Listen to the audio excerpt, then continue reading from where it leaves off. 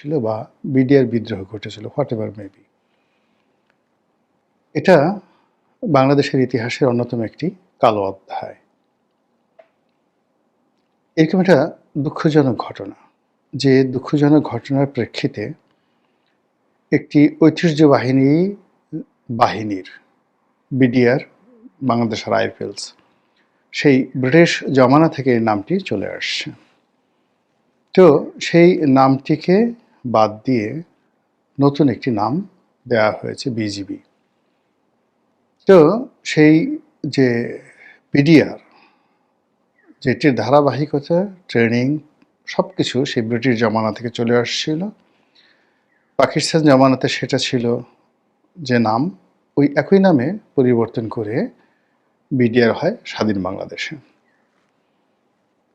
আমি অনেক দিন বিডিআরের মধ্যে, আমি যখন ঢাকা কলেজে পড়ি অথবা ঢাকা বিশ্ববিদ্যালয়ের ফার্স্ট ইয়ারে পড়ি, আমার ঠিক মনে নাই, বেশ কিছুদিন বিডিআরে থাকার সুযোগ হয়েছিল। আমার এক আত্মীয় ওখানে চাকরি করতেন, আমি তার বাসায় থাকতাম।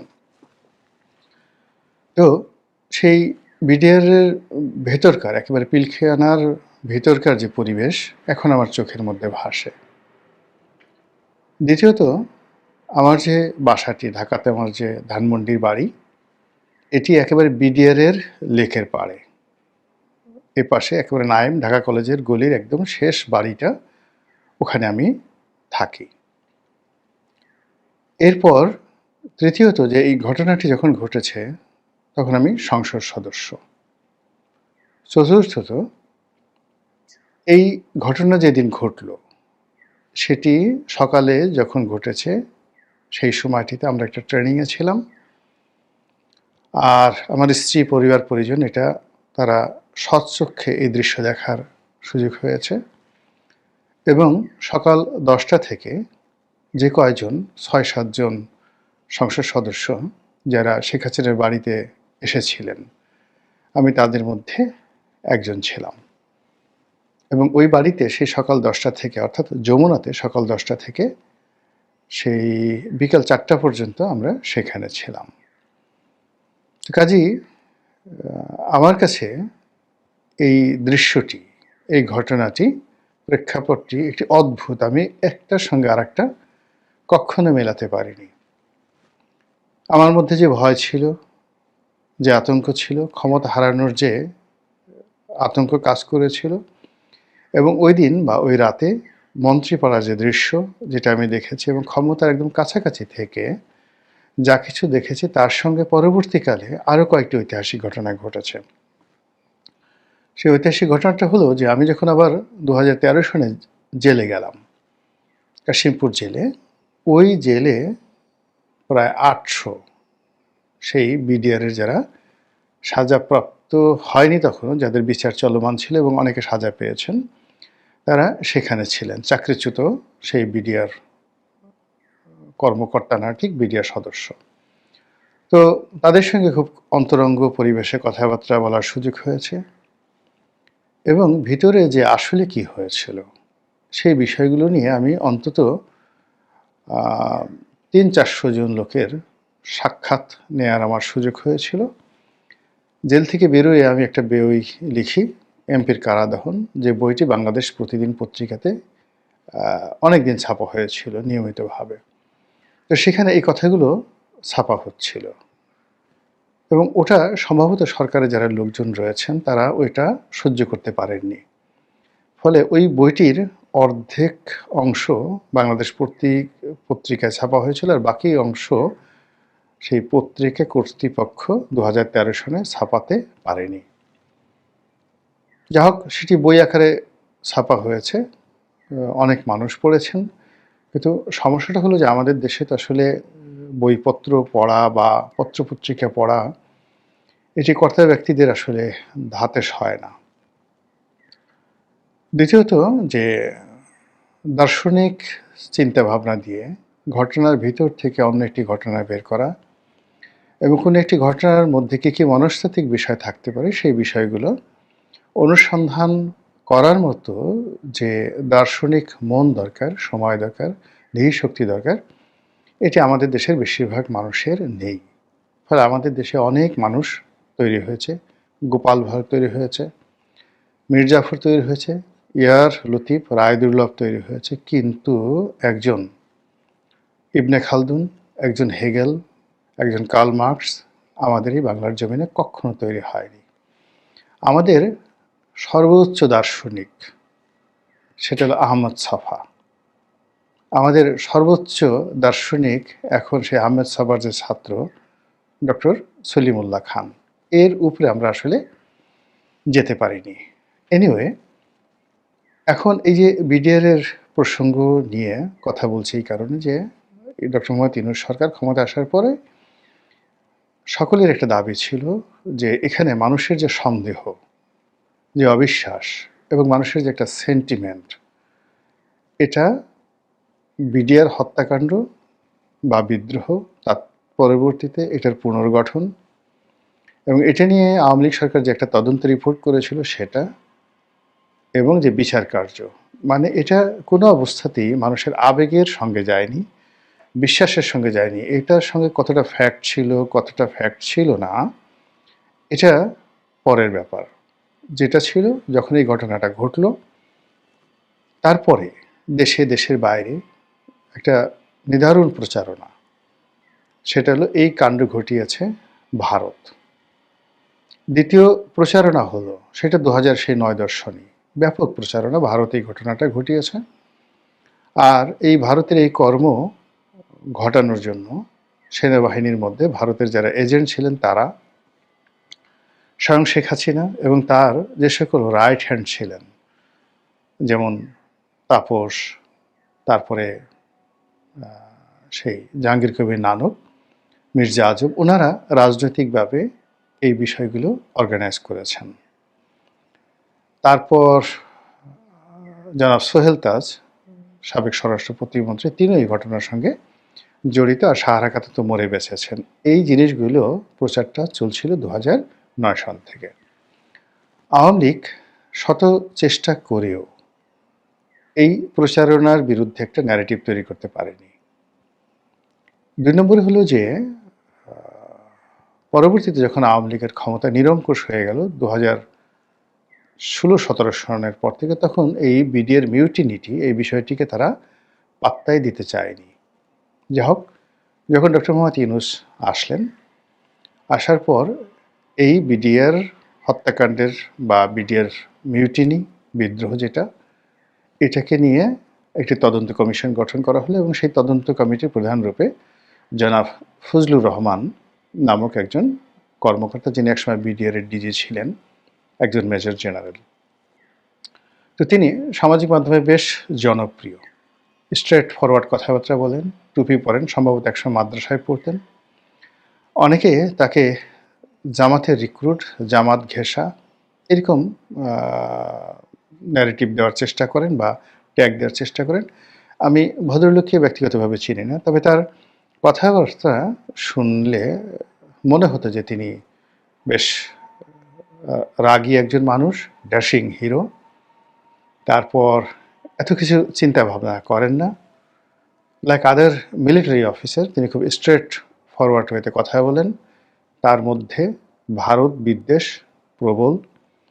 তিনি মনে করেন যে বাংলাদেশের হাতে যে ক্ষমতা রয়েছে এবং জিও পলিটিক্যাল কারণে বাংলাদেশের যে শক্ত অবস্থান আছে, এটাকে পুঁজি করে যদি ভারতের 7 সিস্টার আক্রমণ চালানো হয়, এমনকি মায়ানমারে যদি আক্রমণ চালানো হয়, তাহলে এই যে এখন রোহিঙ্গাদের যে সমস্যা, জনাব ফজলুর রহমানকে যদি সেনাবাহিনীর প্রধান করা হয় অথবা তাকে যদি নিরাপত্তা উপদেষ্টা করা হয়, তিনি একেবারে প্রথমে যে কাজটি করবেন সেই কাজটি হলো তিনি একেবারে এই আরাকান আর্মির সঙ্গে যুদ্ধ করবেন এখন, বা আগে সেই মায়ানমারের আর্মির সঙ্গে যুদ্ধ করবেন, যুদ্ধ করে পুরো সেই রোহিঙ্গা অঞ্চল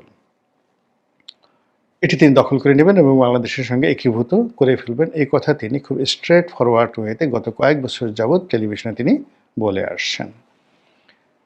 দ্বিতীয়ত, তার সময়টিতে ভারতীয় যে বর্ডার সিকিউরিটি ফোর্স বিএসএফ, সেই বিএসএফের সঙ্গে বিডিআরের একটা সংঘর্ষ হয়েছিল এবং সেই সংঘর্ষে বিএসএফের ব্যাপক ক্ষয়ক্ষতি হয়েছিল এবং ধরে নেওয়া হয় যে ওই যুদ্ধের সকল যে কৃতিত্ব, ওটাকে যুদ্ধ বলবেন না ওটাকে সংঘর্ষ বলবেন সেটা পরের ব্যাপার।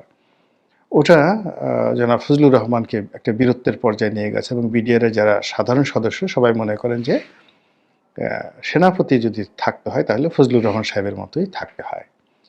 তো ভদ্রলোকের সঙ্গে আমার সরাসরি কখনো দেখা হয়নি, কথা হয়নি।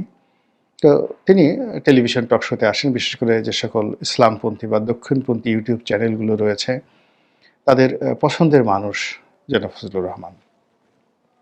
তিনি এভারেজ বাঙালির চেয়ে লম্বা। লম্বা মানুষ একটু সরল সোজা হয়। এত প্যাঁচগোছ তারা বোঝে না। আমাদের দেশে লম্বা মানুষদেরকে বেকুব বলে বেশিরভাগ মানুষ। কিন্তু যেহেতু তিনি সেনাবাহিনীর একজন বড় কর্তা ছিলেন, তাকে এই কথা না বলে তাকে তিনি অন এভারেজ ক্রিটিক্যাল না, সহজ সরল স্ট্রেট ফরওয়ার্ড আপনি বলতে পারেন। কিন্তু আমাদের দেশের লম্বা মানুষের নানা রকম কথা আছে। আলতাফ হোসেন চৌধুরীকে তো আপনারা চিনেন, সেই পটুয়াখালীর এমপি, সাবেক বিমান বাহিনী প্রধান। তো তার সঙ্গে একজন স্থানীয় রাজনীতিবিদ, বেশ লম্বা চূড়া, বেশ লম্বা চূড়া, ফজলুর রহমান সাহেবের মতোই লম্বা। তো একটা বিরোধ আছে। তো সেই বিরোধের প্রেক্ষিতে তিনি সেই ভদ্রলোকে, লম্বা ভদ্রলোকে বরিশালের আঞ্চলিক ভাষায় নাহল গাছ হিসেবে ডাকেন। নাহল গাছ মানে নারকেল গাছ। আর লম্বা মানুষকে আমাদের বরিশাল অঞ্চলে বলে লম্ফা। ওই লম্ফাটা কি করলো? তো ফজলুর রহমান এরকম লম্বা চওড়া একজন মানুষ। আর সেনাবাহিনীতে যারা চাকরি করেন, লেফট করেন, তো তারা পায়ের উপর এত বেশি তাদের জোর থাকে, তাদের সবারই হাঁটুতে প্রবলেম হয়। অনেকের 10-12 বার পর্যন্ত এই নি অপারেশন করতে হয়। এই জন্য অনেকে দুষ্টুমি করে বলেন যে তারা লেফট করতে করতে তাদের বুদ্ধি হাঁটুতে নেমে যায়। তো এরকম বিভিন্ন কথাবার্তা ফৌজি যারা লোকজন রয়েছেন তাদেরকে নেওয়া হয় এবং তারা এটা খুব এনজয় করেন, ভীষণ রকম এনজয় করেন। তো সেই ফজলুর রহমান সাহেবকে একটি কমিশন প্রদান করে তদন্ত রিপোর্টের যে দায়িত্ব দেওয়া হয়েছিল, তিনি সেই তদন্ত প্রতিবেদন জমা দিয়েছেন। এই প্রতিবেদনের সত্য মিথ্যা, বাস্তবতা বা বাস্তবায়ন, আগামীতে এটা কীভাবে বাস্তবায়ন হবে, এই বিষয়গুলো নিয়ে আমি কোনো মন্তব্য করব না। তবে এখানে যে বিষয়গুলো সে 2009 সন থেকে সন্দেহ করা হয়েছিল এবং যে বিষয়গুলো পপুলার ছিল, মানুষের বিশ্বাসের ক্ষেত্রে মানুষ এই বিষয়গুলি মনে করতেন যে এই টোটাল ঘটনাটি ঘটিয়েছে ভারত। এখানে বিডিআর সদস্যদের মধ্যে যে ক্ষোভ ছিল, বিক্ষোভ ছিল, অফিসারদের বিরুদ্ধে ক্ষোভ ছিল, বিক্ষোভ ছিল এবং তারাও যে বিডিআর যে মূলত বিএসএফ এর মতো একটি প্রতিষ্ঠান হতে চাচ্ছিল দীর্ঘদিন ধরে, কোনো অবস্থাতে বিডিআর এর টিল টুডে এখন পর্যন্ত বিএসএফ এর মানে বিজিবির মধ্যে সেনাবাহিনী থেকে ডেপুটেশনে কর্মকর্তারা এসে এখানে নেতৃত্ব দেবেন, এটা কিন্তু বিজিবি বা বিডিআর এর যারা সাধারণ সৈনিক তারা কখনোই পছন্দ করে না। তারা চায় যে আনসার বাহিনীর মতো তাদেরও একটা, যাকে বলা হয় সেই কমিশন র্যাঙ্কগুলো থাকুক। এটা সেই কোনো মিলিটারি একাডেমির মাধ্যমে হতে পারে, সেটা পুলিশ একাডেমির মাধ্যমে হতে পারে, সেটা বিসিএস এর মাধ্যমে হতে পারে। এরকম তাদের একটা দাবি দীর্ঘদিন ধরে ছিল। দ্বিতীয়ত যে চাল ডাল যে প্রজেক্ট যেটা শুরু হয়েছিল 111 এর সময়, এটা নিয়ে সকলের মধ্যে বিস্তর মানে যাকে বলা হয় অভিযোগ ছিল। অনেকের আঙ্গুল ফুলে কলাগাছ হয়ে যাচ্ছিল, অনেকে আকণ্ঠ দুর্নীতিতে নিমজ্জিত হয়ে যাচ্ছিল এবং এই যে বিডিআর যারা সাধারণ মানে এই ডাল ভাত কর্মসূচির জন্য যারা শ্রম দিতেন, তাদের কর্মকাণ্ড অনেকটা রাস্তার সেই ঠেলাগাড়ি চালক, লেবার, কুলি, মুটে মজুরের মতো হয়ে গিয়েছিল। তারা তরিতরকারি বিক্রি করতেন, এগুলো বস্তা মাথায় নিয়ে যেতেন। এই কর্মকাণ্ডগুলো তৎকালীন বিডিআরের যারা সিপাহী তারা এটা মেনে নিতে পারেননি। এনিওয়ে, তো এই অনেকগুলো বিষয় ছিল যে বিষয়গুলো এই তদন্ত প্রতিবেদনে কিভাবে এসেছে এটা বলতে পারবো না, কিন্তু এখানে যেগুলো পপুলার, একেবারে জনপ্রিয়, যেগুলো আশা করা হয়েছিল, যেগুলো আশঙ্কা করা হয়েছিল এবং জনমনে যারা আওয়ামী লীগ বিরোধী, যারা ভারত বিরোধী, তাদেরকে স্বস্তি দেওয়ার জন্য যে ধরনের বক্তব্য থাকা দরকার ছিল, প্রায় সবগুলো বক্তব্য টু দি পয়েন্টে এখানে সন্নিবেশিত করা হয়েছে। এর ফলে সেনাবাহিনীর সঙ্গে বিজিবির সম্পর্ক বা তৎকালীন বিডিআরের সম্পর্ক, এমনকি বর্তমান সেনা প্রধানের সঙ্গে এই সংঘর্ষের, এই বিদ্রোহের কি সম্পর্ক রয়েছে? আওয়ামী লীগের সঙ্গে এই বিদ্রোহের যে সম্পর্ক, এটি এখানে স্পষ্ট করা হয়েছে এবং এখানে সরাসরি ভারতকে দায়ী করা হয়েছে বাই নেম, যে তারা বাংলার মাটিতে সৈন্য পাঠিয়ে, গুপ্তচর পাঠিয়ে এবং এখানকার পলিটিক্যাল যারা লোকজন রয়েছে তাদেরকে মোটিভেট করে এইরকম একটি জঘন্য হত্যাকাণ্ড তারা চালিয়েছে। প্রথমত বিডিআরকে ধ্বংস করার জন্য, যেন তারা কোনো অবস্থাতেই বিজিবির সঙ্গে, মানে বিএসএফ এর সঙ্গে আগামীতে কোনো যুদ্ধ, সংঘাত, সংঘর্ষ করতে না পারে, অথবা সীমান্তের ওপারে